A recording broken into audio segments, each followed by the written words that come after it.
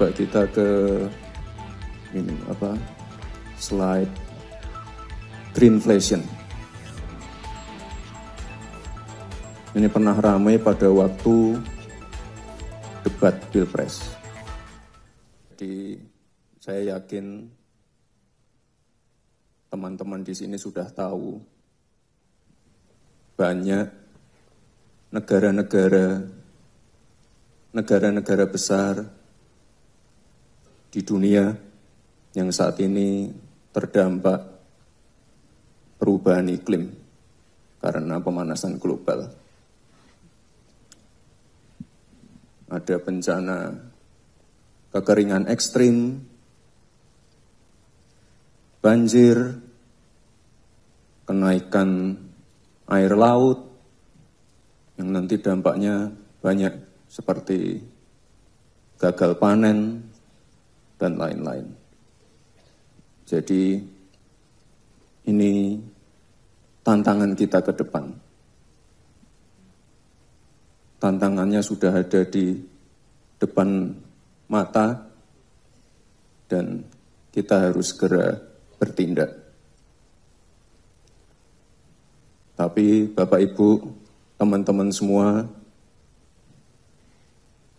Indonesia sebagai negara yang besar, sebagai negara yang tangguh, walau digempur COVID-19, resesi global, konflik geopolitik, perang dagang, perang tarif, pertumbuhan ekonomi kita tetap resilient di angka 4,7-4,8% di kuartal pertama. Dan inflasinya juga terkendali year on year di angka 1,8%. Nah, ini PR kita ke depan, bagaimana kita bisa keluar dari middle income trap dengan meningkatkan nilai tambah di dalam negeri. Pak Presiden selalu berpesan,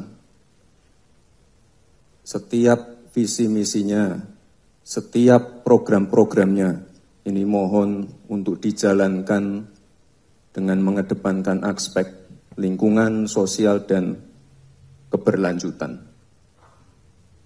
Coba kita ke ini slide greenflation. Ini pernah ramai pada waktu debat Pilpres. Ada yang bingung, ada yang meremehkan, ada yang bilang ini nggak penting. Ini penting sekali. Setuju nggak? Ini pada lihat debat Pilpres nggak kemarin? Saya membahas greenflation, saya membahas carbon capture, carbon storage. Ini tantangan ke depan. Jadi ini teman-teman. Kalau kita lihat di negara-negara besar, ya saya nggak tahu ya, mungkin terlalu ambisius, terlalu bersemangat, terjadi yang namanya inflasi karena transisi ke energi hijau yang terlalu gegabah. Makanya ke depan kita harus hati-hati. Jangan sampai masyarakat, rakyat kecil, industri kecil terdampak karena hal-hal seperti ini. Jadi kalau di negara yang tidak perlu saya sebut ini, ada demo, ya karena pajak BBM naik, gas naik, listrik naik, kita nggak pengen seperti itu. Kita tetap mengedepankan prinsip kehati-hatian. Ya, tadi kan sudah ada Pak Menteri BUMN, Menko Pangan, Menko Perekonomian, dari Danantara ada juga ya, mungkin sudah menjelaskan ini juga masalah bioenergi.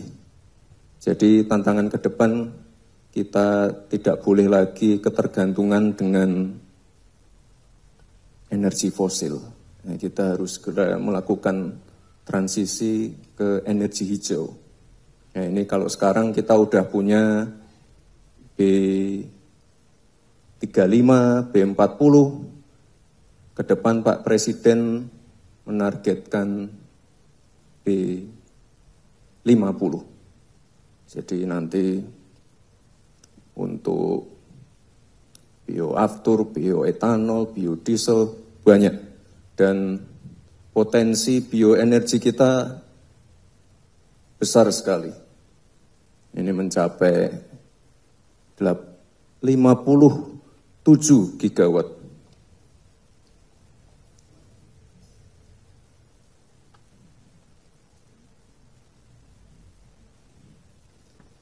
Dan kalau yang namanya sawit, rumput laut, kita termasuk yang terbesar di dunia. Coba sekarang kita lompat ke IKN.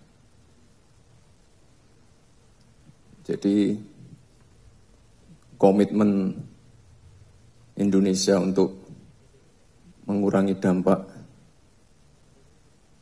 perubahan iklim ini sudah sangat besar. Ini salah satu persemaian atau nursery center yang ada di IKN. Kapasitasnya 15 juta bibit per tahun. Ada juga yang di Jawa Barat, coba ditampilkan videonya. Kapasitasnya hampir sama.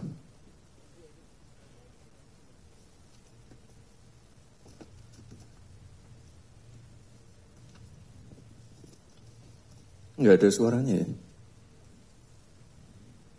Jadi intinya kalau di total semua seluruh Indonesia kita punya 83 juta bibit per tahun untuk nursery. Jadi kembali lagi ke IKN. Dulu tuh banyak sekali hoax tentang IKN. Jadi apa? Oh, bangun istana di tengah hutan, membabat hutan. Itu salah ya. Udah tahu yang benar gimana? Itu di sana itu ada hutan produksi eukaliptus yang memang setiap 6-7 tahun itu memang dipotong. Jadi sekarang kita bangun IKN di sana, terus akan kita kembalikan lagi ke ini apa? Ya sebagai hutan heterogen dengan pohon-pohon endemi asli Kalimantan.